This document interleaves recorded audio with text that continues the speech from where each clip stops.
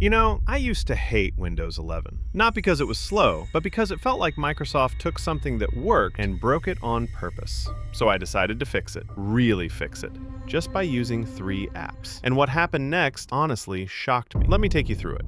I started with performance, because if the system itself is struggling, nothing else matters. I downloaded this tool called WinToys. It felt like Windows finally had a control panel that makes sense. When I opened it the first time, it showed everything that was slowing my PC down. Battery drains, heavy background apps, startup junk, services I didn't even know existed. Instead of me searching forums or tweaking registry keys, it just said, optimize. One click. I hit optimize, and for the first time in months, my system actually felt light. Apps opened instantly. Boot time went down, and there was no random lag. It felt like Windows finally woke up, but performance wasn't the only problem. Windows 11 looks modern, but using it still feels off. The taskbar animations, the right-click menu, File Explorer, it all feels slow, like it's distracted or trying too hard to be something else. That's when I found Start All Back. It's not just a theme app, it fixes the experience. Suddenly, the taskbar moved exactly where I wanted. The start menu became clean, simple, like Windows 7 but modern. The system felt faster, not because of benchmarks, but because things were where my brain expected them to be. It felt like my PC again,